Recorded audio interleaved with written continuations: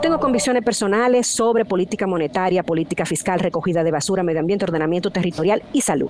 Todo es personal. Claro. Entonces, no me pueden decir que lo personal del aborto tiene más peso que lo personal de medio ambiente. Eso no es cierto. Este es un problema de política pública porque afecta al 50% de la población que se puede quedar embarazada. Tienes la responsabilidad de ordenar la política pública en materia reproductiva y por lo tanto el aborto porque está incluido en materia reproductiva. Pero por otro lado tenemos la discriminación por orientación sexual e identidad de género y los homicidios y la tortura con agravante por orientación e identidad, que fue lo que se sustrajo en esta nueva lectura. ¿Eso qué quiere decir? Que el Estado avala que una persona sea sujeta de violencia por cuestiones identitarias que son categorías protegidas en derecho. No importa lo que diga el Código Penal, la orientación sexual y la identidad de género son categorías protegidas legalmente. ¿Eso qué quiere decir? Que igual que a mí nadie me puede discriminar, golpear, asesinar porque yo soy mujer o porque soy dominicana o porque soy católica o lo que sea, no se me puede discriminar, asesinar, torturar por con quién me acuesto, cómo me visto, qué expresión de género tengo. Mi vecina puede estar de acuerdo con lo que quiera. Claro. Mi vecina puede estar mi vecina puede ser, qué sé yo, yo puedo gustarle los manatíes y a usted no, pero eso no puede... justifica. Claro. O sea, imagínate tú, eso es como decir, la orientación sexual es una categoría protegida en lo mismo término que la raza. Eso es como decir que yo te puedo negar la entrada porque eres negro. Eso es inadmisible, pensar que a alguien se le puede negar la entrada a un sitio o que alguien puede ser golpeado o colgado de un árbol. Porque es asiático, por ejemplo. Porque es asiático. Eso es impensable. No, incluso puede ser mucho más, porque tiene los ojos rasgados. Óyeme por dónde vamos. Porque tiene los ojos. Bueno, nació así. Es como hoy hablaba con Miralba de su hija, que es la pequeña maravillosa, hermosa, como la mayor. Y la pequeña tiene el color de su cabello rojizo porque nació con ese gen que le aportan padre y madre. Entonces la vamos a discriminar porque tiene el pelo rojizo. Imagínate. Y como en una época los pelirrojos fueron perseguidos y muertos. Pero la sociedad, en una época, ¿ves? La sociedad debe evolucionar, no involucionar. Y yo siento que como especie ahorita volveremos a arrastrarnos como la culebra. ¿Estamos cerca? Porque ya no tenemos ni capacidad para razonar qué debemos hacer, decir, porque nos estamos matando entre todos. Y legitimando la violencia. Esto es una legitimación de la violencia. Esto es un mensaje público de legitimación de la violencia. Y como yo le digo a mis estudiantes, que a veces se me ponen a discutir que si esto, que si lo otro, yo le digo, mira, incluso por un cálculo egoísta, siempre sale mejor defender derechos humanos que pisotearlo. Porque tú sabes que es lo que uno gana, precedente negativo. Tú no sabes cuándo es tu turno. Si yo acepto que a otro lo violenten, lo torturen, lo maten, lo amenacen, yo estoy aceptando un precedente y tú no sabes cuándo te toca a ti, aunque sea por eso. Mira, se lo digo a mis estudiantes, hagan un cálculo egoísta, aunque sea por eso. Entonces ese poema muy famoso de primero vinieron a buscar a los que, me voy a inventar el poema, no me acuerdo. Primero vinieron a buscar a los que eran negros, después vinieron a buscar a los que tenían bicicleta, luego me vinieron a buscar a mí. Y ya no había nadie para defenderme. Ya no había nadie para defenderme. Todo el mundo se lo habían llevado. Exactamente. Y eso es lo que nosotros acabamos de hacer. Somos muy penosos tener autoridades con tan poca visión. Sí, porque es que uno dice, bueno, pero es que hemos llegado a un punto de que la deshumanización de esa gente que deben legislar ya ha perdido toda razón. La deshumanización porque ni son políticos, ni son nada, porque no ver eso, no legislar hacia el futuro desde este presente, no verse quizás desde un punto de vista egoísta. Mañana te puede tocar a ti, mira a ver lo que tú estás haciendo, que le puede tocar a tu hija, le puede tocar a tu hijo, le puede tocar a cualquiera. Entonces, y Cavada, yo me voy a meter al medio yo solita. Porque tú dijiste, perdóname por tirarte al medio. Y tú sabes que otra cosa que me preocupa, que cogieron la Constitución y la tiraron a la basura y decidieron legislar sobre la Biblia.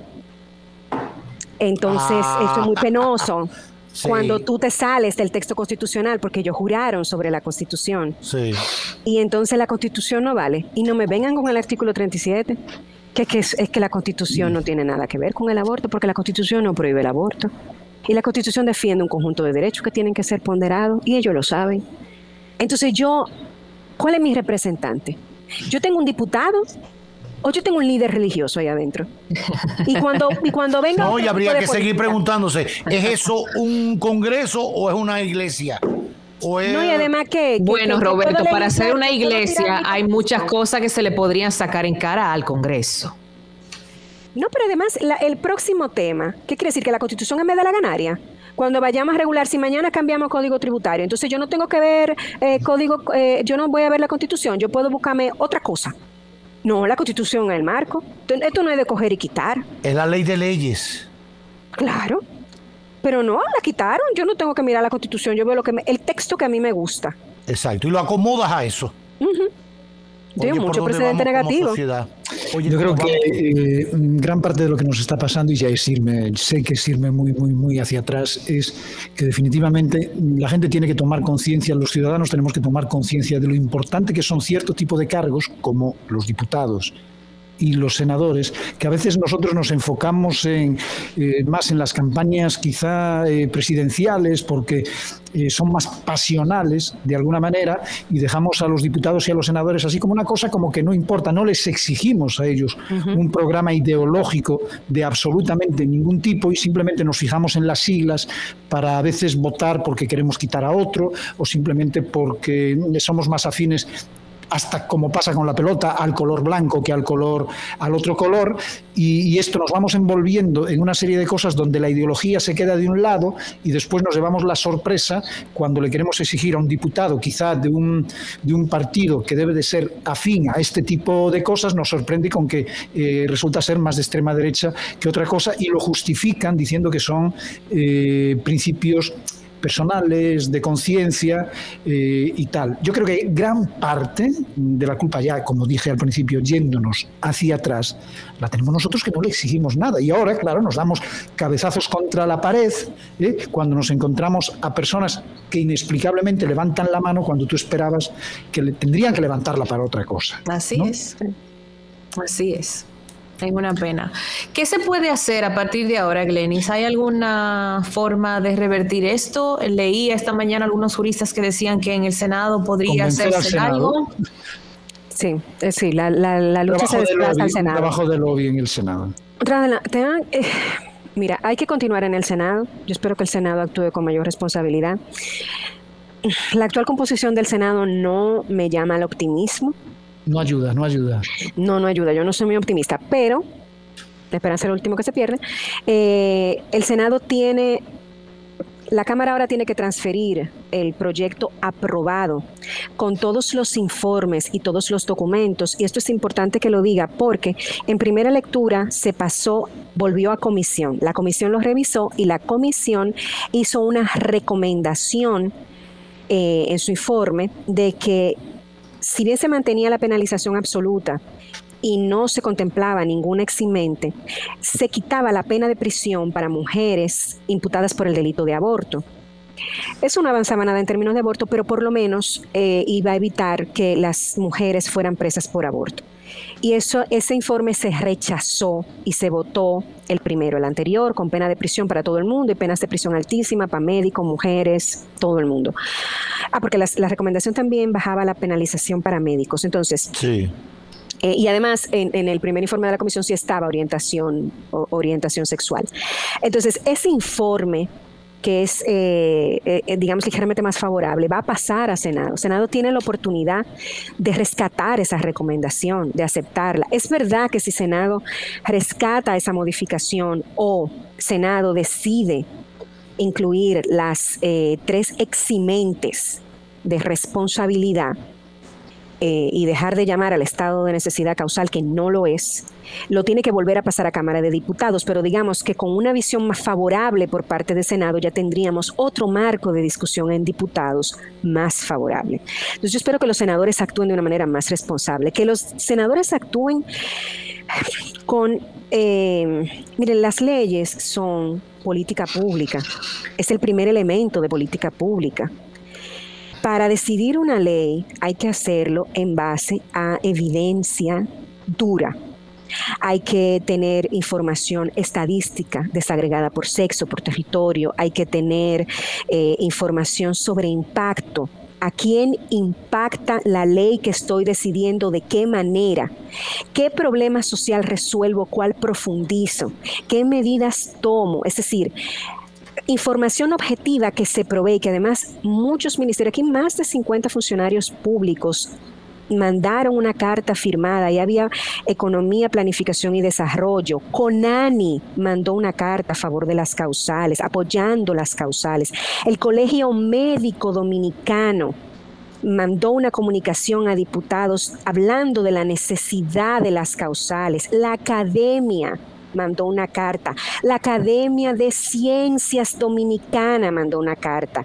Se mandaron información. Hubieron unas vistas públicas en donde más del 50% de las personas que fueron a vistas públicas, el 40%, de casi 60 personas que participaron en las vistas públicas, cerca de 50 de las intervenciones fueron a favor de la inclusión de las causales. Todo eso es evidencia dura de la necesidad de que se despenalice y se tomen políticas públicas de acceso en las 3 eximentes. Esa es la información, el material base para decidir. Y yo espero que los senadores tomen toda ese conocimiento que viene por parte del Estado. Informes, miren, aquí hay informes hechos por el Ministerio de Salud, los que ustedes quieran. El Ministerio de Salud tiene datos acerca del impacto del aborto. Léanselo, los senadores. Glenis, un supuesto caso, me corriges si estoy equivocado. Cámara de Diputados a Senado, de Senado con lo que venga bueno o con lo que venga malo vuelve a la Cámara de Diputados, y de ahí se va al Poder Ejecutivo, que es el que tendría que promulgar ese nuevo Código Penal. Hasta ahí estoy correcto, ¿verdad? Sí, hasta eso es correcto. Si Senado aprueba sin hacer nada, porque Senado podría aprobar el texto sin moverle una coma. Sí, ahí sería del Senado directamente al Poder Ejecutivo. Exactamente. Ok.